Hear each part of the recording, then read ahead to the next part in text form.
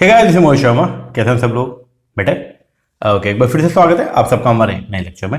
Guys, आज की class में हम लोग जो है वो करने वाले हैं हमारा पेपर नंबर 2 कॉमर्स के अंदर जो हमारा यूनिट नंबर 9 है, that is the legal aspect of business. तो उसके एमसीक्यूज को आज की वीडियो के अंदर हम लोग जो है वो कंप्लीट करेंगे। बहुत ही रेलिवेंट एमसीक्यूज है, ओके, बहुत ही इंपॉर्टेंट है। और इसके अंदर लगभग सभी के सभी लॉज जो हैं, जो भी अपने 12 लॉ हैं, उन सबको जो है वो इसमें इंक्लूड किया गया है। तो आइए शुरुआत करते हैं हमारे आज के पहले एमसीक्यू का। फर्स्ट एमसीक्यू जो हमारे सामने निकल के आ रहा है वो है क्या? बोलता है the doctrine of caveat emptor. जो डॉक्ट्राइन है किसका? कैविट एम्पटर का, मतलब जो रूल होता है कैविट एम्पटर का, जो क्या बोलता है? Let the buyer be aware. ठीक है, वो अप्लाई होता है in which of the following situation. किस सिचुएशन के अंदर the rule of caveat emptor apply होगा? रूल ऑफ कैविट एम्पटर जो वो क्या बोलता है? Let the buyer be aware. इसका मतलब ये है कि अगर बायर कल को कोई भी सामान परचेज करेगा सेलर से, तो ये बायर का रिस्पॉन्सिबिलिटी होगा कि वो सामान सही होना चाहिए। अगर सामान में कोई भी मिस्टेक, अगर कुछ कमी पाई जाती है, तो बायर जो है वो सेलर को रिस्पॉन्सिबल नहीं ठहरा सकता। तो अगर बायर कोई भी सामान को परचेज करता है ना, तो बायर को पहले चेक करना चाहिए कि सामान सही कंडीशन में है या नहीं है। ठीक है, तो उसको बोलते हैं हम लोग क्या? रूल ऑफ कैविट एम्पटर, मतलब let the buyer be aware. Okay, तो बोलता है किस कंडीशन में, 4 कंडीशन देखिए, इनमें किस में जो है वो rule of caveat emptor apply होता है? तो सबसे पहला है when goods are sold by description. अगर गुड्स डिस्क्रिप्शन मतलब डिस्क्राइब करके अगर गुड्स को जो है बेचा गया, मतलब बायर ने पहले डिस्क्राइब कर दिया था कि मुझे ये गुड्स चाहिए, तो वहां पे रूल ऑफ कैविट एम्पटर जो एप्लीकेबल नहीं होगा, वहां पे लगेगा rule of caveat vendor. Rule of caveat vendor, ठीक है ना।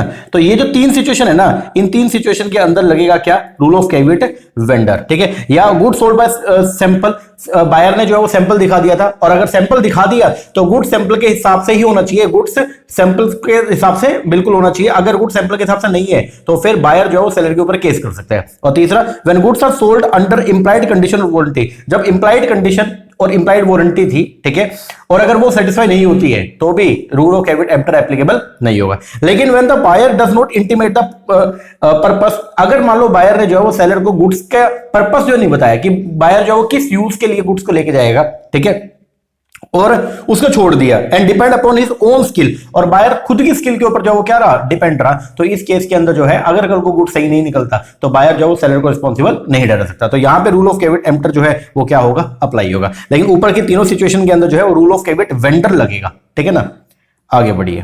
सेकंड क्वेश्चन आता है, बोलता है arrange the following step in the logical sequence in recourse to dishonouring a negotiable instrument. अगर कभी भी आपका जो नेगोशिएबल इंस्ट्रूमेंट है, लाइक आपका नेगोशिएबल इंस्ट्रूमेंट है मान लो बिल ऑफ एक्सचेंज, आपका नेगोशिएबल इंस्ट्रूमेंट है मान लीजिए प्रोमिसरी नोट, या आपका नेगोशिएबल इंस्ट्रूमेंट है मान लीजिए चेक। अगर किसी भी केस में ये तीनों में से कोई भी जो है वो क्या हो जाए, अगर डिसऑनर हो जाए, तो आप जो है वो क्या करेंगे? तो जैसे डिसऑनर होगा तो सबसे पहले आप जो है दूसरी पार्टी को क्या करोगे? नोटिस भेजोगे। Yes, notice to the party. उसके बाद में नोटिस भेजने के बाद आप जो है वो जाओगे नोटरी पब्लिक के पास में कोर्ट में, और उसको जाके बोलोगे भैया ये नोटिंग कर दो। यस, नोटिंग करवाने के बाद आप उससे नोटिंग का सर्टिफिकेट लोगे, जिसको बोलते हैं हम लोग क्या? प्रोटेस्ट। यस, उसके बाद में आप उसको कॉल करोगे, भैया मेरे इतने से पैसे लगे, मुझे क्या करो? कंपनसेशन करो।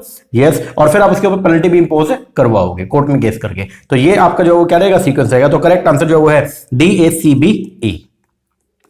आगे बढ़िएगा, नेक्स्ट क्वेश्चन बोलता है on attaining the age of majority. जब हम मेजोरिटी को अटेन कर लेते हैं, ठीक है, तो माइनर के जो एग्रीमेंट थे उनका क्या होगा? तो बोलता है अगर मान लो एक पर्सन था वो पहले माइनर था, और माइनर होते हुए उसने कोई एग्रीमेंट कर लिया, और जैसे वो मेजर हुआ, तो मेजर होने के बाद बताइए कि वो जो पुराने वाले एग्रीमेंट हैं जो उसने माइनर होते हुए किए थे, उनका क्या होगा? तो वो उनको जो है वो मेजर बनने पर रेटिफाई नहीं कर सकता। It can not be ratified by him. ये बात हमेशा याद रखना, ठीक है। लेकिन हाँ, मेजोरिटी अटेन करने के बाद जो है, अगर मान लो मेजोरिटी अटेन करने के बाद अब वो कोई भी एग्रीमेंट करता है, तो वो लीगली वैलिड होंगे। वो लीगली क्या होंगे? वैलिड होंगे, क्योंकि अब वो लीगल कैपेसिटी के अंदर आ गया। ये बात ध्यान रखना।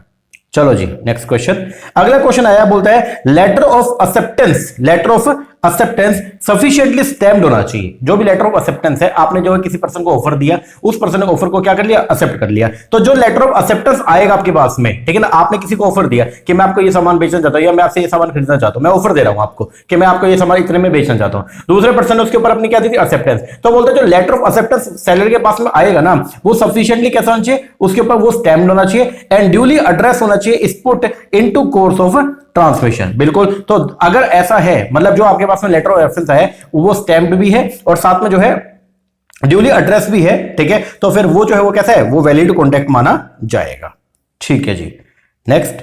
अगला बोलता है an agent is person liable. Agent जो वो पर्सन लायबल होगा थर्ड पार्टी को। देखो, एक होता है कौन? एजेंट, और एक होता है कौन? प्रिंसिपल।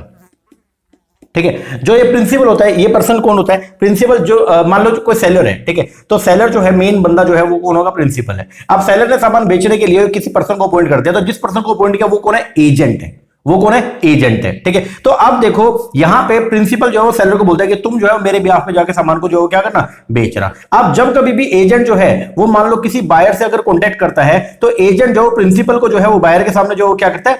रिप्रेजेंट करता है। क्या करता है? रिप्रेजेंट। लेकिन कुछ केसेस ऐसे हैं, अब अगर मान लो एजेंट बायर के सामने जो है वो प्रिंसिपल को रिप्रेजेंट करेगा, तो यहां पे जो है ये माना जाएगा कि ये जो कॉन्ट्रैक्ट है वो बायर और सेलर के बीच में हुआ है, एजेंट का रोल नहीं है। लेकिन कुछ केस में जो है, कुछ केसेस ऐसे हैं जहां पे एजेंट जो पर्सनली जो है वो क्या होगा? लायबल होगा बायर के अगेंस्ट। तो क्या वो कब कब होगा? तो अगर एजेंट जो है वो एक्ट करता है एज एन अनडिस्क्लोज प्रिंसिपल, अगर एजेंट खुद से जो है वो काम कर रहा है एज ए अनडिस्क्लोज प्रिंसिपल के तौर पे, तो यहां पे एजेंट जो पर्सनली क्या होगा? लायबल होगा। क्योंकि जब आप एजेंट के तौर पे एजेंसी वर्क जब भी होता है ना, तो आपको पहले शो करना पड़ता है कि आप किसके बिहाफ पे काम कर रहे हैं या फिर आप किसके एजेंट है, ठीक है ना। तो अगर एजेंट एक्ट करता है एज एन अनडिस्क्लोज प्रिंसिपल, तो उस केस के अंदर एजेंट जो पर्सनली क्या होगा? लायबल होगा। दूसरा, trade usage and the custom, अगर मान लो ट्रेड यूसेज या ट्रेड कस्टम जो है वो अगर जो है वो एजेंट को पर्सनल लायबल ठहरा दे, तो भी एजेंट जो क्या होगा?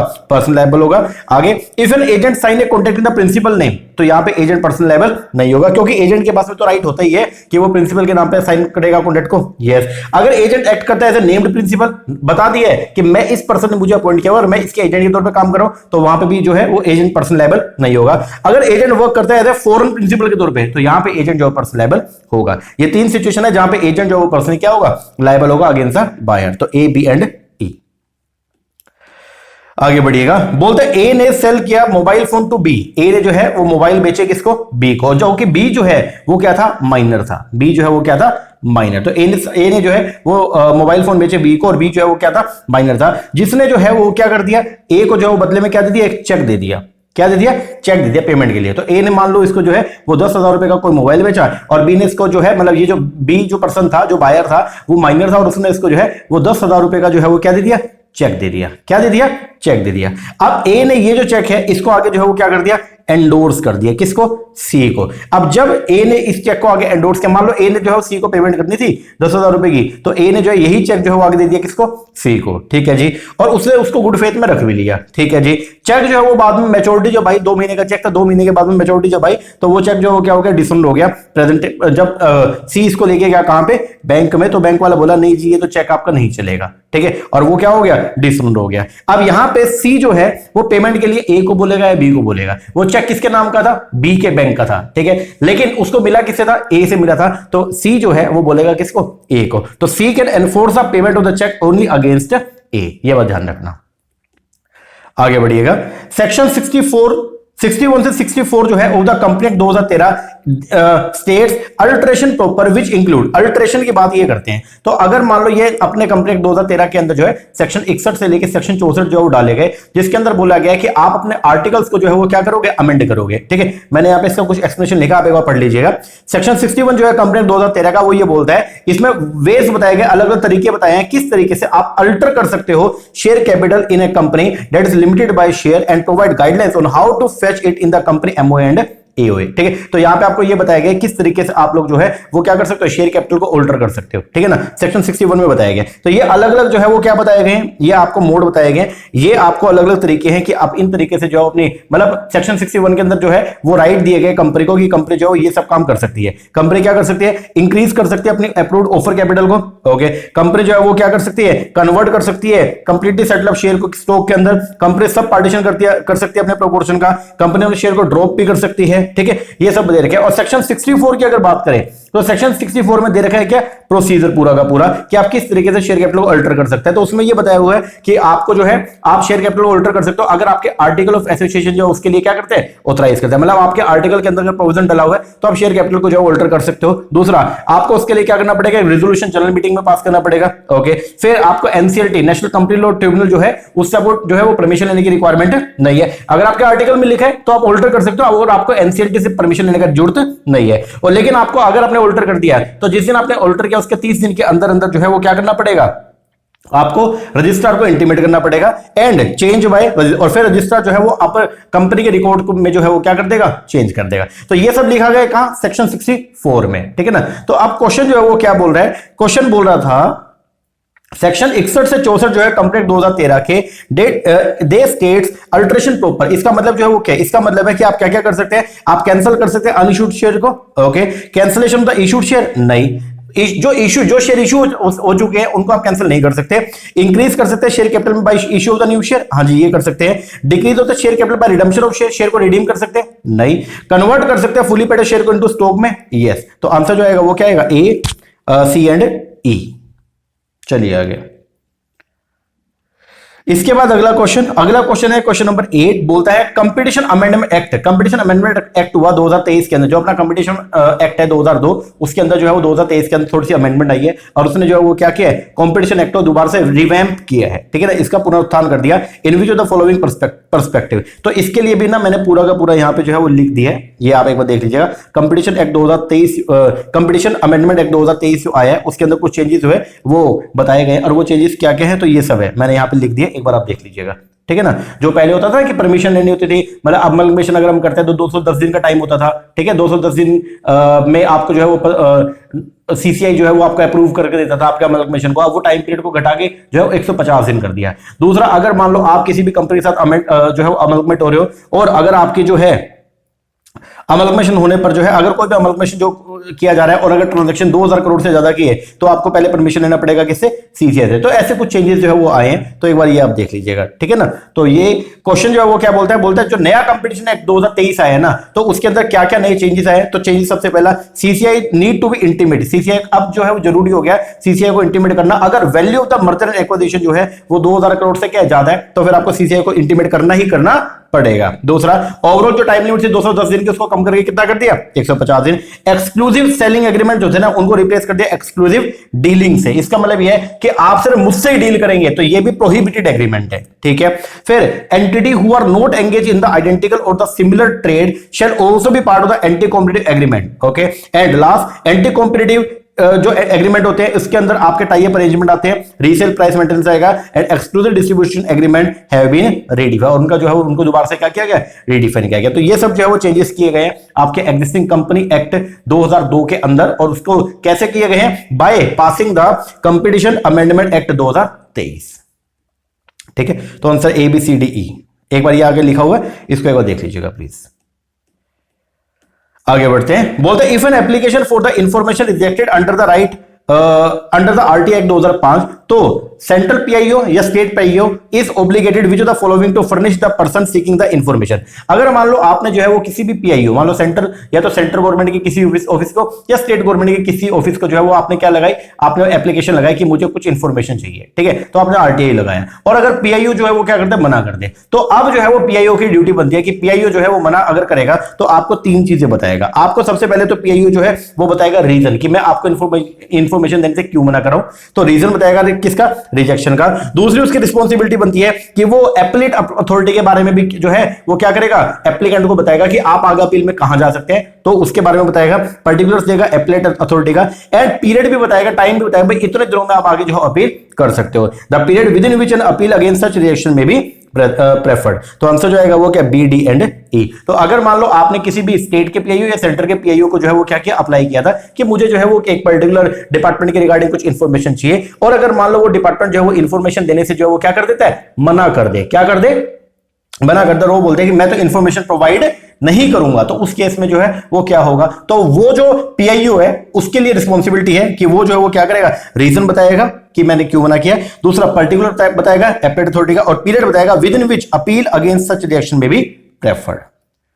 इसके बाद है जी आपका कौन सी सीक्वेंस बताना है आपको, following sequence the following step in the operational functioning of the RCL asset reconstruction company as per the SARFAESI act 2002। तो आपकी जो एसेट रिकंस्ट्रक्शन कंपनी होती है वो क्या क्या काम करेगी, ठीक है, वो किस तरीके से काम करती है। तो एसेट रिकंस्ट्रक्शन कंपनी जो होती है ना आपकी वो सबसे पहले जो है वो क्या करेगी, वो बाय करेगी loan of the bank at a discount, bank loan जो है वो लेगी, उसके बाद में जो है वो क्या करेगी, इशू करेगी सिक्योरिटी, जो सिक्योरिटी है उनको इशू करेगी security receive to the bank, security receipt जो बैंक को दे देगी, फिर उसके बाद में जो है क्या करेगी, कैरी आउट करेगी रिकवरी, देन उसके बाद में चार्ज करेगी 2% मैनेजमेंट फीस अपना लेंगे, और आखिर में जो है वो क्या कर देंगे, पेमेंट टू द बैंक। तो ये जो है वो पूरा प्रोसीजर होता है। इस तरीके से जो है वो एसेट रिकंस्ट्रक्शन कंपनी, जिनको आरसीएल बोलते हैं, ये काम करती है।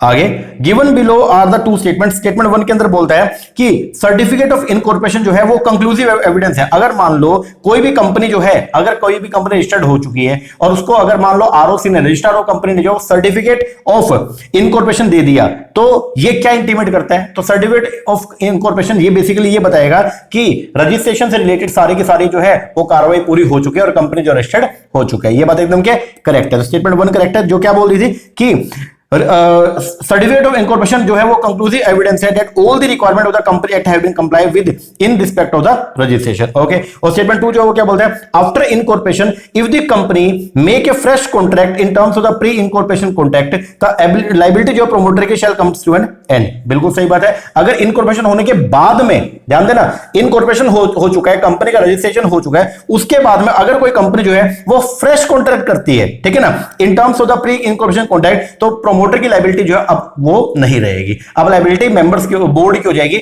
अब प्रोमोटर का लायबिलिटी नहीं। प्रोमोटर की liability only pre incorporation contract के लिए, वो इनकॉर्पोरेशन के बाद जो है, मतलब इनकॉर्पोरेशन होने के बाद जो भी कॉन्ट्रैक्ट है उसके लिए प्रोमोटर जो लायबल नहीं होंगे। तो ये बात भी एकदम क्या है, करेक्ट है।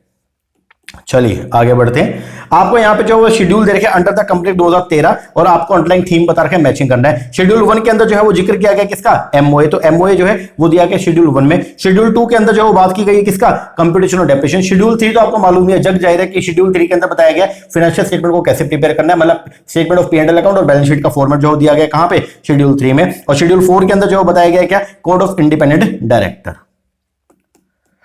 आगे बढ़ते हैं। In which of the following case, इनमें से कौन से केस के अंदर एग्रीमेंट जो है वो क्या होगा, वॉइड एब इनिशियो होगा। इनमें से कौन से केस में the agreement is void ab initio, तो एग्रीमेंट वॉइड एब मतलब स्टार्टिंग से ही जो है वो क्या होगा, वॉइड होगा। सबसे पहला मिस्टेक हो गया, is caused by fraud and misrepresentation. बिल्कुल सही बात है। अगर आपने जो है वो फ्रॉड करके, मिसरिप्रेजेंटेशन करके जो कोई गलती फ्रॉड जानबूझ के करिए, तो आपका जो कॉन्ट्रैक्ट है वो स्टार्टिंग से क्या होगा, void ab initio. Okay, mistake as to the identify the person contacted with, जिसके साथ आप कॉन्टैक्ट कर रहे हैं उसके आइडेंटिफाई नहीं, आप उसको आइडेंटिफाई नहीं कर पाए, आप देख ही नहीं पाए कि वो पर्सन है कौन, आपको पता ही नहीं है कि वो पर्सन कंप्लीटेड है भी या नहीं है, तो जो आपका कॉन्ट्रैक्ट है शुरू से क्या होगा, वॉइड एब इनिशियो होगा। Mistake as to the nature and the character of the written document, कि जो रिटन डॉक्यूमेंट है उसका कैरेक्टर या उसका नेचर नहीं पता कि वो रिटन डॉक्यूमेंट है क्या था, तो भी आपका कॉन्ट्रैक्ट वॉइड एब इनिशियो होगा। बायलैटरल मिस्टेक या यूनिलेटरल, अगर बायलैटरल या यूनिलेटरल मिस्टेक और अगर ये मटेरियल नहीं है तो कॉन्ट्रैक्ट आपका वॉइड एब इनिशियो नहीं होगा, पार्टी बाद में जाके इसको ठीक कर सकते हैं। लेकिन स्टार्टिंग के तीनों केसेस के अंदर जो आपका कॉन्ट्रैक्ट है वो शुरुआत से जो क्या होगा, वॉइड एब इनिशियो। तो आंसर क्या आएगा, बी ए सी। एक खास बात है, ये मैंने कुछ यहां पे लिखा हुआ है, एन एग्रीमेंट में be void for any of the following reason, तो ये आप थोड़ा देख लेना, ठीक है ना। अगर इनकॉम्पिटेंट पार्टी अगर कोई कॉन्टैक्ट करती है, मटेरियल बायलैटरल मिस्टेक है, मटेरियल नेचर का बायलैटरल मिस्टेक है, या लॉफुल कंसिलिएशन के बदले है, ठीक है, कंसर्न जो है वो क्या अनलॉफुल ऑब्जेक्ट है, ठीक है, या कोई भी कंसिलिएशन नहीं है, बिना कंसिलिएशन के, तो ये जो है वो क्या शुरू से ही क्या माने जाएंगे, वॉइड माने जाएंगे। देख लीजिएगा एक बार। इसके बाद 4 शेड्यूल जो है वो एलएलपी एक्ट के अंदर बताया गया। शेड्यूल 1 जिसके अंदर बताया गया right and liability of the partner, ठीक है। शेड्यूल 2, 3, 4, ठीक है। तो बोलता है यहां पे जो आपका 4 schedule have been added at the end of the LLP act. Second schedule जो है वो क्या बोलता है, तो सेकंड शेड्यूल के अंदर बताया गया अगर मान लो कोई भी, ध्यान देना, अगर कोई भी पार्टनरशिप फर्म अपने आप को कन्वर्ट करवाना चाहते हैं किसमें, एलएलपी में, तो उसके प्रोविजन कहां दिए गए, शेड्यूल नंबर 2 में। तो क्या शेड्यूल 2 जो है वो किसकी बात, सेकंड शेड्यूल किसकी बात करता है, provision relating to the conversion of the firm into LLP. आगे बढ़ते हैं। Which of the following is not an essential characteristic of the negotiable instrument, बोलता है इनमें से कौन सा नेगोशिएबल इंस्ट्रूमेंट का कैरेक्टरिस्टिक नहीं है, ठीक है। नेगोशिएबल इंस्ट्रूमेंट में फ्लेक्सिबिलिटी होती है, यस। इजीली नेगोशिएट हो सकते हैं, ट्रांसफर हो सकते हैं, यस। ट्रांसफरर सू कर सकते हैं अपने नाम से भी without giving the notice, yes. लेकिन sale later to the bonafide transfer for value, ये इसका जो है वो एसेंशियल फीचर नहीं है।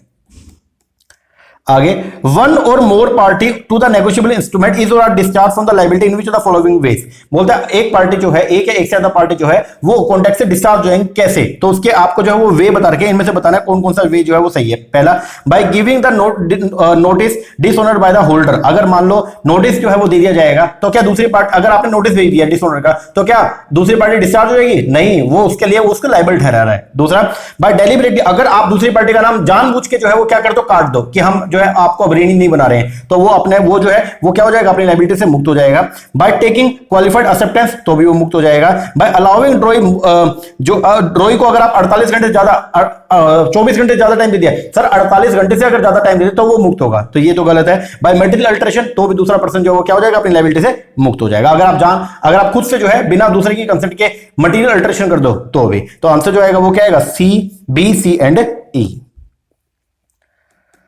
आगेगा दो आपको यहां पे स्टेटमेंट देखिए, सबसे पहले बोलता है प्रॉमिस जो होता है ना वो क्या एग्रीमेंट है, प्रॉमिस जो है वो क्या एग्रीमेंट है, बिल्कुल सही है। और एग्रीमेंट जो है वो क्या सम टोटल है किसका, ऑफर एंड एक्सेप्टेंस का, ये भी बात एकदम क्या सही है। तो दोनों की दोनों बातें सही है और ये बात इसको जो है वो एक्सप्लेन भी कर रही है। आगे, which one of the following is concern with endowment policy. Endowment policy क्या होती है, ये बेसिकली एलआईसी के अंदर देखते हैं। तो एलआईसी के अंदर हम जो एंडोमेंट प्लान लेते हैं उसके अंदर जो है वो क्या होता है कि जिस पर्सन ने प्लान लिया तो अगर वो एक्सपायर हो जाए या प्लान का जो टर्म है वो क्या हो जाए, एंड हो जाए, तो उसको जो है क्या मिलेगा, पैसा मिल जाएगा, ठीक है ना। तो क्या ये क्या होती है, at the expiry of the policy, जब पॉलिसी एक्सपायर होगा तो इंश्योर्ड पर्सन जो होगा ना वो रिसीव करेगा सम ऑफ द इंश्योरेंस पॉलिसी।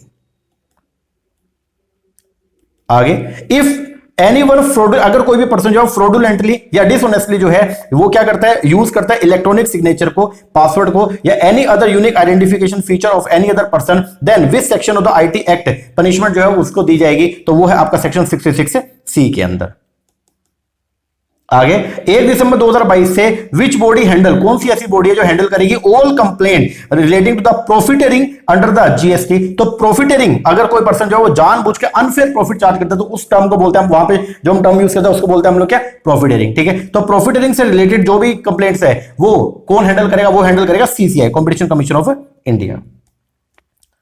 आगे, as per the RTA act which the following are exempted from disclosure. RTA act के अकॉर्डिंग जो है वो किस किस को हम जो है वो क्या करेंगे, एग्जेम्प्ट करेंगे, किससे, डिस्क्लोजर से। तो मतलब किनको एग्जेम्पशन है कि उनको जो अगर उनसे कोई आरटीआई लगा के जो इन्फॉर्मेशन मांगता है तो उनको देने की जरूरत नहीं है। तो वो कौन कौन है, सबसे पहला information the disclosure of which cause a breach of the privilege of the parliament. अगर वो इंफॉर्मेशन देने से जो है वो पार्लियामेंट की जो प्रिविलेज है वो भंग होती है तो आपको वो इन्फॉर्मेशन देने का रिक्वायरमेंट नहीं है। मंथली रेमुनरेशन अगर वो पूछ रहा है तो ये दे सकते हैं, कोई दिक्कत नहीं है। Information receive in conference from the foreign government, अगर कोई इन्फॉर्मेशन अपने को फॉरेन गवर्नमेंट से मिली है और कोई पर्सन वो फॉरेन गवर्नमेंट से मिली हुई इन्फॉर्मेशन को मांगता है तो हम जो है वो प्रोवाइड नहीं करवाएंगे। इन्फॉर्मेशन जो रिलेटेड एक पर्सन की पर्सनल इंफॉर्मेशन अगर उसको डिस्क्लोज कर दिया जाए तो उसका जो है पब्लिक एक्टिविटी को लेना देना नहीं है, तो वो भी डिस्क्लोज करने की रिक्वायरमेंट नहीं है। Statement of the category of the document that are held by the public authority और अंडर इट्स कंट्रोल, तो ये आप दे सकते हैं। तो ये तीन कौन कौन सा, बी, एक तो ए, एक आपका ये हो गया सी और एक आपका डी। तो ये तीनों इंफॉर्मेशन जो है वो आपको सेक्शन 8 के अकॉर्डिंग आपको देने की रिक्वायरमेंट नहीं है। आगे, an instrument is to be called negotiable, एक इंस्ट्रूमेंट को हम नेगोशिएबल जो है बोलेंगे as per the negotiable instrument act if, अगर उसके अंदर ये सब कैरेक्टरिस्टिक पाए जाएंगे। पहला, इट कैन बी ट्रांसफर, मतलब वो जो ट्रांसफर हो सकता है, yes. Having minimum lock in period, नहीं। फ्रीली ट्रांसफर होना चाहिए, yes. Holder can not sue, holder अपने नाम से कैसे कर सकता है, सर केस कर सकता है। होल्डर टाइटल जो है फ्री है तो फ्रॉम डिफेक्ट, यस। तो आंसर जो आएगा वो क्या आएगा, ए, सी एंड ई। आगे, ये इंटेलेक्चुअल कैपिटल जो होती है ना एक एंटरप्राइज के, उसके अंदर क्या आएगा, एक कंपनी है उसकी इंटेलेक्चुअल कैपिटल के अंदर क्या क्या आएगा, उसकी इंटेलेक्चुअल कैपिटल में आएगा प्रोसेस जो उसने खुद ने डेवलप करे हैं, डिजाइन जो उसके खुद के हैं, जो रिलेशनशिप उसने डेवलप किया अपने कस्टमर या सप्लायर के साथ वो भी उसकी जो है वो क्या इंटेलेक्चुअल कैपिटल है। जो इंटरनेट डोमेन नेम आपको मिलता है वो भी आपकी खुद की जो है वो क्या है इंटेलेक्चुअल कैपिटल है, आप उसको यूज कर सकते हो, कोई और पर्सन यूज नहीं कर सकता। एंड आपका जो कॉपीराइट है वो भी आपके क्या है इंटेलेक्चुअल कैपिटल। तो आंसर क्या आएगा, ए, बी, सी, डी, ई। आगे, सेल ऑफ गुड साइड दे रखा और सेक्शन दे रखा, आपको मैचिंग करना है तो भाई याद करना पड़ेगा। सेल बाय ऑक्शन, तो इसके लिए जो सेक्शन है आपका वो क्या है, सेक्शन 64। ब्रीच ऑफ वारंटी इसका है सेक्शन 13। सेल बाय डिस्क्रिप्शन जो है सेक्शन 15 और ट्रांसफर ऑफ टाइटल जो है सेक्शन 27। आगे, arrange the intellectual capital management process flow stage in A proper sequential order. क्या अरेंज करना है, intellectual capital management process flow. आपको जो है जब इंटेलेक्चुअल कैपिटल होती है ना, अगर आपने उसको मैनेज करना है तो उसके लिए एक आपको पूरा प्रोसेस है, उसके अंदर कुछ स्टेप होते हैं वो आपको जो है फॉलो करने होते हैं, ठीक है ना। तो सबसे पहले अगर मान लो इंटेलेक्चुअल कैपिटल को अगर क्या करना मैनेज करना है तो उसके लिए सबसे पहला काम तो ये भाई इंटेलेक्चुअल कैपिटल को पहले क्या करो, आइडेंटिफाई करने के बाद अब आप जो है वो क्या करोगे, उस अपनी इंटेलेक्चुअल कैपिटल को कैप्चर करोगे। कैप्चर करने के बाद आप उसकी इंडेक्सिंग करोगे, इंडेक्सिंग करने के बाद आप उसको स्टोर करोगे और स्टोर करके आखिरी में जो है क्या करोगे, इसको रेप्लिकेट करोगे। तो ये है आपका ACI ये इस तरीके से आपको जो है वो करोगे तो ये है DBAEC। चलिए आगे, right of stoppage in transit कब is access by an unpaid seller is to, जो अनपेड सेलर कौन होता है, जिसे सामान तो बेच दिया, ओनरशिप तो ट्रांसफर कर दिया, लेकिन उसको जो है बेचारे को पैसा नहीं मिला, तो वो क्या अनपेड सेलर है। अनपेड सेलर जो है उसके पास में राइट है अलग अलग, ठीक है, राइट ऑफ लीन है, right of stoppage in transit है, राइट ऑफ रीसेल है, ठीक है ना। तो बोलता है right of stoppage in transit जो वो क्या राइट देगा, तो अगर आपने जो गुड्स आपके यहां से पोजेशन तो चला गया था, अगर आप उसको रास्ते में रुकवा दोगे, क्यों करते हैं right of stoppage in transit, ताकि आप अपनी पोजेशन को दोबारा से क्या कर पाओ, रीगेन कर पाओ, टू रीगेन द पोजेशन। आगे, which one among the following is the duty of the central assistant PIO, तो बोलता है, या स्टेट असिस्टेंट PIO, तो बोलता है APIO, जो APIO होते हैं चाहे वो सेंटर के या स्टेट के, उनकी क्या ड्यूटी है, तो इनकी ड्यूटी होती है कि ये रिसीव करेंगे एप्लीकेशन फॉर इंफॉर्मेशन और appeal under the RTA act for forwarding the same for to the CPIO या SPIO, तो बोलते हैं इनकी वही राइट एंड लायबिलिटी होती है, राइट एंड ड्यूटी होती है जो किसकी PIO का। तो APIO आपको बताया था, असिस्टेंट PIO जो कौन होते हैं सर, अगर डिपार्टमेंट बहुत बड़ा होता है तो वहां पे PIO के साथ में PIO का काम बहुत ज्यादा बढ़ जाता है, तो हम PIO के काम को थोड़ा सा कम करने के लिए उसके साथ में एक बंदे को और अपॉइंट कर देंगे, उस बंदे को बोलेंगे हम लोग क्या, असिस्टेंट PIO, ठीक है। अब वो सेंट्रल लेवल का है तो असिस्टेंट सेंट्रल PIO, और अगर स्टेट लेवल का है तो असिस्टेंट स्टेट PIO, बस खत्म। इसके बाद में द इंफॉर्मेशन टेक्नोलॉजी एक्ट 2000 जो है in India, it provide legal recognition देता है to which of the following, तो जो IT एक्ट हम लेके आते हैं वो लीगल रिकॉग्निशन जो है उसका स्टेटस प्रोवाइड करता है किसको, इलेक्ट्रॉनिक रिकॉर्ड्स को, बोलो तो electronic book of accounts in the bank, बिल्कुल, इलेक्ट्रॉनिक कॉमर्स को भी जो है, yes, electronic negotiable instrument, no, only cheque include है, इलेक्ट्रॉनिक सिग्नेचर को, yes, electronic sale and conveyance of immovable property, नहीं, इसके ऊपर भी ये नहीं लगता है, तो आंसर क्या आएगा, ABD। To make the resolution process faster and maximize the realizable value of the asset under the IBC, ध्यान देना, बोलता है रिजोल्यूशन प्रोसेस को जो अब कंपनी एक्ट के अंदर जो है वो, अगर आप किसी भी कंपनी को अगर आपने वाइंड अप करना है तो उसके लिए जो है वो कंपनी एक्ट में लिखा हुआ है प्रोविजन, और साथ में IBC insolvency and bankruptcy code में भी लिखा हुआ है, ठीक है ना। तो क्या बोलता है, बोलता है to make the resolution process faster, अगर मान लो कोई झगड़ा हो गया तो उसको फास्टर करने के लिए, उसका निपटान फास्टर करने के लिए और मैक्सिमाइज करने के लिए realisable value of the asset under the IBC, parliamentary standing committee जो है वो रिकमेंड करेगी strengthening India insolvency resolution ecosystem by, कैसे, एक तो वो बताएगी professional code of conduct creditors के लिए वो क्या क्या चीज फॉलो करेंगे, दूसरा कॉन्स्टिट्यूट करेगी एक स्पेशलाइज NCLT बेंच को जो क्या करेगी, IBC के मुद्दे सुनेगी, फिर स्ट्रेंथन किया है रोल ऑफ रिजोल्यूशन प्रोफेशनल को, डिजिटाइजिंग कर दिया IBC के प्लेटफॉर्म को, तो अब जो है वो आप ऑनलाइन भी एप्लीकेशन लगा सकते हैं, तो आंसर जो आएगा वो क्या, ABC एंड D। तो इस कमेटी ने ये सब काम किया है। आगे, in which of the following method, इनमें से कौन से मेथड से एक contract is said to be discharge by the mutual consent, एक कॉन्ट्रैक्ट जो है वो क्या माना जाएगा, डिस्चार्ज माना जाएगा बाय द म्यूचुअल कंसेंट, वो क्या, नोवेशन, ठीक है। तो अगर आपने जो है क्या कर दिया, उसको नोवेट कर दिया, उसकी जगह नया कोई कॉन्ट्रैक्ट लिया है, रिसाइन कर दिया, ठीक है, रेमिट कर दिया या ऑल्टर कर दिया या अकॉर्ड एंड सेटिस्फेक्शन, तो इन केसेस के अंदर जो है वो क्या किया जाएगा, मान लिया जाएगा कि जो अर्लियर कॉन्ट्रैक्ट है वो क्या हो गया, डिस्चार्ज हो गया, तो आंसर क्या आएगा, ABCD एंड E।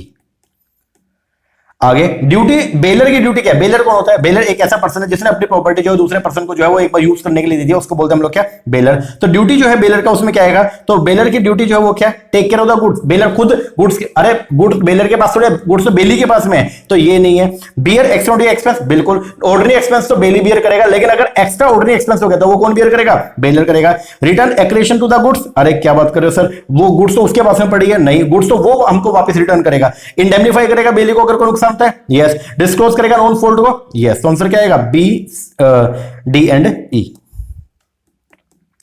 आगे, इंश्योरेंस कॉन्ट्रैक्ट आपको दे रखे और यहां पे बता रखा है presence time of the insurable interest आपको जो है मैचिंग करना है, ठीक है। तो जब भी आप कोई भी इंश्योरेंस कॉन्ट्रैक्ट ले रहे हैं, like marine insurance, life insurance, fire या जनरल, तो आपको बताना है कि प्रेजेंस टाइम मतलब इंश्योरेबल इंटरेस्ट आपका प्रेजेंट होना चाहिए। हम हमेशा ये बोलते हैं कि अगर आपको इंटरेस्ट इंश्योरेंस पॉलिसी ले रहे हैं तो आपका उसके अंदर इंश्योरेबल इंटरेस्ट होना चाहिए। तो इंश्योरेबल इंटरेस्ट कब कब होना चाहिए, तो अगर आप मरीन इंश्योरेंस ले रहे हैं तो आपका इंश्योरेबल इंटरेस्ट होना चाहिए जिस टाइम पे क्या हुआ, लॉस, तो eight the time of loss of the subject matter. अगर आपने लाइफ इंश्योरेंस लिया तो आपका दूसरे पर्सन के अंदर जो है वो इंश्योरेबल इंटरेस्ट होना चाहिए कब, eight the time of insurance contract affected, जिस समय आपने इंश्योरेंस कॉन्ट्रैक्ट लिया। अगर आपने फायर इंश्योरेंस पॉलिसी ली है तो आपका जो वो इंश्योरेबल इंटरेस्ट होना चाहिए कब, दोनों, at the time of contract as well as the loss, जब लॉस हो तो भी। और अगर आपने जनरल इंश्योरेंस लिया है तो इंश्योरेबल इंटरेस्ट हमेशा जो होना थ्रू आउट द कॉन्ट्रैक्ट जो है वो इंश्योरेबल इंटरेस्ट होना चाहिए। आगे बढ़िए, बोलता है arrange the following decision outcome under the Indian consumer protection act in the rising sequence of the severity of the offence. तो अगर जैसे जैसे मतलब सीवियर ऑफेंस सीवियर होता जा रहा है, ठीक है, तो आपको बताना है क्या क्या जो है आप डिसीजन जो है वो दिया जाएगा। तो बोलता है arrange the following decision outcome, क्या क्या आउटकम आ सकते हैं under the Indian consumer protection act. तो अगर देखो नॉर्मल सा अगर नॉर्मल सा कोई भी जो है वो फॉल्ट है, तो फिर क्या करेंगे हम, ये बोलेंगे भैया डिफेक्ट को जो है वो क्या करो, रिमूव करो, ठीक है। तो सबसे पहले तो हम क्या नॉर्मल बोलेंगे, डिफेक्ट को रिमूव करो। उससे अगर सीवियर है थोड़ा सा, ठीक है, मतलब कोई डिफॉल्ट जो सीवियर है, तो हम बोलेंगे भैया प्राइस भी क्या करो, वापस करो। उससे और थोड़ा सा सीवियर है तो हम बोलेंगे कंज्यूमर को कोई नुकसान भी हो गया तो कंज्यूमर को क्या करो, कंपनसेट करो। उससे भी सीवियर है तो हम क्या बोलेंगे, अनफेयर ट्रेड प्रैक्टिस को क्या करो, बंद करो। और उससे भी सीवियर है तो हम क्या करेंगे, पेनल्टी लगा देंगे, ठीक है। तो आपको ये बताना था, अरेंज करना था डिसीजन को, डिसीजन आउटकम कि अगर आप जो है वो कंज्यूमर प्रोटेक्शन एक्ट के अंदर जो वो क्या करोगे, कंप्लेंट कर रहे हो, तो कंज्यूमर कोर्ट जो है वो डिसीजन देगा। अब डिसीजन कैसे कैसे दे सकता है, तो उसके सीवियरिटी बतानी है, ठीक है ना।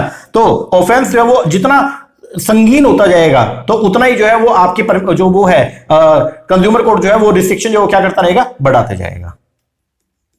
आगे बढ़िए, which of the following are not the objective of the competition act. इनमें से कौन सा कॉम्पिटिशन एक्ट का ऑब्जेक्टिव नहीं है। पहला, ensure freedom of trade for other participant in, आपको कहता है which of the following are not the objective, ठीक है, ऑब्जेक्टिव नहीं है, तो क्या बोलते हैं, एंश्योर करना freedom of trade for other participant in incidental and connected market, ऐसा है क्या, नहीं। Provide a reasonable level of the reliability and correct operation, okay, हाँ जी, ये इसका जो है वो क्या पार्ट है। Adhere to the generally accepted security procedure, एक मिनट, क्वेश्चन क्या है, which the following are not the objective, इनमें से कौन सा ऑब्जेक्टिव नहीं है। पहला, ensure freedom of trade for other participant in incidental connected market, ये तो इसका ऑब्जेक्टिव है, क्योंकि ये जो कंपटीशन एक्ट है वो ये तो बोलता है ना कि हम लोग जो क्या करेंगे, हम कंपटीशन को बढ़ावा देंगे, ठीक है ना। तो एंश्योर करना फ्रीडम ऑफ ट्रेड की कोई भी पार्टी जो है वो आके जो है वो ट्रेड कर सकते हैं, तो ये इसका ऑब्जेक्टिव है, ठीक है ना।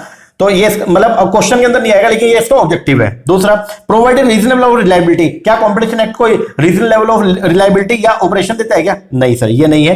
Adhere to the general accepted security procedure, नहीं sir. Protect the interest of consumer, yes, तो आपका जो कंपटीशन एक्ट है उसके अंदर प्रोविजन देखिए कि वो क्या, उसमें क्या जो है हम क्या करेंगे, जो कंज्यूमर है उसके राइट का प्रोटेक्शन भी करेंगे, यस। तो कौन सा ऑब्जेक्टिव नहीं है, तो आंसर आएगा बी एंड सी। आगे बढ़िएगा, लिस्ट दे रखी है आपको दो यहाँ पे, लिस्ट 1 और लिस्ट 2। लिस्ट 1 के अंदर बता रखा है ऑर्डिनरी डैमेज और टाइप ऑफ डैमेज बता रखा है, और यहाँ पे उसका लिस्ट है। तो ऑर्डिनरी डैमेज जो है वो क्या होता है, ये नॉर्मल जो है कोर्स ऑफ इवेंट जो अराइज होता है वो है आपके ऑर्डिनरी। स्पेशल डैमेज जो है वो क्या होते हैं, the constitute indirect losses sir by the agreed party on account of the breach of contract, ये है आपके स्पेशल डैमेज। फिर एग्जाम्पलरी डैमेजेस जो है वो क्या होते हैं, ये होते हैं दे आर क्वाइट हैवी, ये बहुत जो है अमाउंट के अंदर बहुत ही हैवी होते हैं, and are awarded by way of punishment only. और जो नॉमिनल डैमेज होता है ये क्या, never granted by way of compensation for the loss, तो ये होता है कौन से, नॉमिनल, जिसके बदले आप कंपनसेशन की डिमांड भी नहीं करते हो। आगे, which one of the following condition does not constitute a valid agency bye necessity, क्या बोलता है, इनमें से कौन सी ऐसी कंडीशन है जो कॉन्स्टिट्यूट नहीं करती है वैलिड एजेंसी बाय नेसेसिटी। तो वो क्या है, अगर सब्जेक्ट मैटर जो है ना कॉन्ट्रैक्ट ऑफ एजेंसी का वो क्या होगा, डिस्ट्रक्ट हो गया, तो यहां पे वैलिड एजेंसी जो है वो नहीं आएगा, सिंपल सा। आगे लिस्ट करके आपको यहाँ पे इंश्योरेंस कॉन्ट्रैक्ट जो इंश्योरेंस एक्ट जो कब पास हुआ 1938 के अंदर, एलआईसी इनकॉर्पोरेशन जो है वो हुआ 1956 में। फिर मोटर व्हीकल एक्ट की अगर बात करते हैं तो ये है 1988, और मरीन इंश्योरेंस एक्ट जो है वो है 1963। आगे, which on the following statement is promissory note, इनमें से कौन सा प्रोमिसरी नोट है, ठीक है। तो प्रोमिसरी नोट क्या है, I acknowledge to be indebted to you, अगर कोई पर्सन ये बोलता है कि मैं एक्नॉलेज करता हूं कि मैं आपका ऋणी हूं 10,000 रुपए से, और जो मैं आपको पे करूंगा जब आप डिमांड करोगे, ठीक है ना। तो सिर्फ ये बोलना आई ओ यू, मैं आपका ऋणी हूं, ये नेगोशिएबल इंस्ट्रूमेंट जो है, मतलब ये प्रोविजन नोट नहीं है। प्रोविजन नोट क्या होगा कि मैं अगर आपसे ये प्रोमिस करता हूं कि मैं आपका ऋणी हूं, इतने इतने पैसे का मैं आपका ऋणी हूं, और मैं आपको जो है ये पैसा क्या करूंगा, एक पर्टिकुलर डेट को पे करूंगा, या जब आप ऑर्डर दोगे तब मैं पे करूंगा, तो ये आपका प्रोमिस नोट होता है। तो आंसर क्या आएगा, I acknowledge to be indebted to you by 10,000 to be paid on demand for the value receive. आगे, a claim for quantum meruit can not succeed, quantum meruit क्या होता है, क्वांटम मेरिट ये बोलता है कि जितना काम कर दिया उसके बदले में उतना कंपनसेशन आपको मिल जाएगा। अगर आपने 20% काम किया तो आपको 20% कंपनसेशन मिल जाएगा, अगर आपने 40% काम किया तो आपको 40% कंपनसेशन मिल जाएगा। तो बोलता है ये जो क्वांटम मेरिट है ये कहां पे नहीं लगता, तो क्वांटम मेरिट जो है वो वहां लगेगा अगर कोई कॉन्ट्रैक्ट जो वो कैसा इंडिविजिबल है, इसका मतलब ये है कि आप उसको पार्ट में डिवाइड नहीं कर सकते। अगर कोई कॉन्ट्रैक्ट ऐसा है जिसको आप पार्ट में डिवाइड नहीं कर सकते हैं, ठीक है, और वहां पे लमसम ही पेमेंट हो रही है, तो वहां पे आपका क्वांटम मैरियट जो रूल है वो एप्लीकेबल नहीं होगा। आगे फर्स्ट ऑफेंस जो है, अगर मान लो कोई पर्सन जो है वो कॉपीराइट का इंफ्रिंजमेंट करता है, तो फर्स्ट जो ऑफेंस है वो क्या है, 3 साल तक की सजा हो सकती है और 2 लाख रुपए तक का जुर्माना। आगे which among the following essence of the information technology act is not A correct statement, इनमें से कौन सा जो है वो आईटी इंफॉर्मेशन टेक्नोलॉजी एक्ट की जो है वो करेक्ट जो है वो एसेंस नहीं है। तो अगर कोई भी कॉन्ट्रैक्ट था फॉर द सेल और conveyance of the immovable property, तो इसके ऊपर जो है वो आपका आईटी एक्ट जो है एप्लीकेबल नहीं है, ठीक है ना। तो आपका लीगल इलेक्ट्रॉनिक डॉक्यूमेंट को लीगल रिकॉग्निशन देना, ये हमारा जो ऑब्जेक्टिव है किसका, आईटी एक्ट का। लीगल रिकॉग्निशन देना डिजिटल सिग्नेचर को, ये भी हमारा ऑब्जेक्टिव है। जस्टिस डिस्पेंसेशन सिस्टम लेके आना साइबर क्राइम के लिए, तो ये भी हमारा ऑब्जेक्टिव है, लेकिन ये जो है वो ऑब्जेक्टिव नहीं है। आगे arrange the following procedure for the grant of patent in the proper sequence. तो अगर मान लो आप जो है वो क्या पेटेंट करवा रहे हैं, ठीक है, तो आप कैसे कैसे जो है वो करेंगे। तो अगर आप पेटेंट कर रहे हो तो सबसे पहले जो है वो क्या, द फर्स्ट इन्वेंटर जो होगा ना, जिसने सबसे पहले वो प्रोसेस जो है वो खोजा, ठीक है, जो भी फॉर्मूला आपने निकाला, तो आप उस फॉर्मूला के लिए जिसने फर्स्ट टाइम फॉर्मूला खोजा तो उसको बोलेंगे फर्स्ट इन्वेंटर। तो बोलता है फर्स्ट इन्वेंटर जो होगा वर्क का, जो क्लेम करता है कि वो ट्रू है, एंड फर्स्ट ओनर और इज लीगल रिप्रेजेंटेटिव। तो आप पहले ये होगा, फिर उसके बाद में जो वो क्या आएगा, फॉर ईच इन्वेंशन के लिए सेपरेट एप्लीकेशन जो आपको क्या करनी पड़ेगी, देनी पड़ेगी। फिर true and first owner shall apply करेगा फॉर्म 1 में, and legal representative of the true owner shall apply in the form 2 में, और लास्ट में क्या होगा, complete specification shall be file with a fee of 50 with 12 month from the date of filing of application. चलिए जी आगे, Which of the following taxes has been replaced by the GST? तो जब GST आया तो उसने जो है वो सेंट्रल एक्साइज ड्यूटी को रिप्लेस कर दिया, सर्विस टैक्स को रिप्लेस कर दिया, टैक्सेस ऑन एडवर्टाइजमेंट इसको नहीं किया, duty on the excise medical and the toilet preparation इसको कर दिया।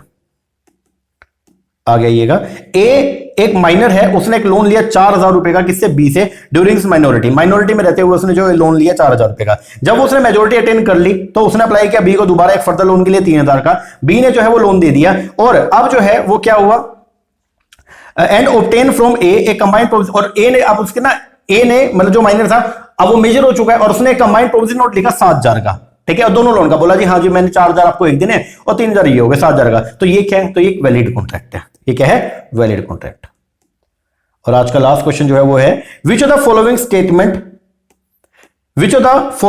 Statement are true regarding the objective of RTI act. बोलता है आरटीआई एक्ट जो है उसके रिगार्डिंग कौन से स्टेटमेंट जो है वो क्या है, ट्रू है, इंडिकेट करना है करेक्ट कोड को। सबसे पहला आरटीआई को लेकर टू ऑपरेशनाइज करने के लिए फंडामेंटल राइट टू इंफॉर्मेशन, बिल्कुल सही बात है। आरटीआई को यही तो लेके कि भाई हर सिटीजन ऑफ इंडिया के पास में क्या एक फंडामेंटल राइट होना चाहिए कि वो जो है अगर चाहे तो पीआई जो पब्लिक अथॉरिटीज है उनसे जो इंफॉर्मेशन डिमांड कर सकते हैं। दूसरा आरटीआई एक्ट को लेकर to set up the system and mechanism that facilitate people easy access to the information, yes. RTI act को लेकर to promote the transparency and accountability in governance, yes. RTI act को लेकर to minimize the corruption and inefficiency in the public office and ensure करने के लिए कि people participation in the governance and the decision making, yes. तो ये चारों के चारों हमारे ऑब्जेक्टिव है, इन ऑब्जेक्टिव को पूरा करने के लिए हम लोग जो है वो आरटीआई एक्ट को जो है लेकर आए हैं।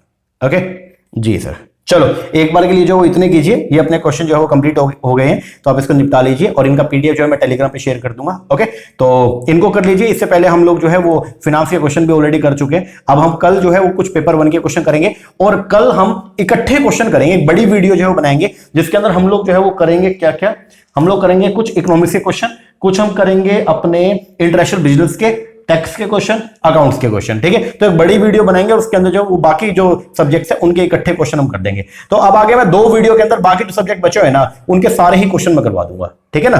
तो एक बार के लिए आप इतना कीजिए, बाकी मिलते हैं नेक्स्ट वीडियो में, तब तक के लिए थैंक यू वेरी मच।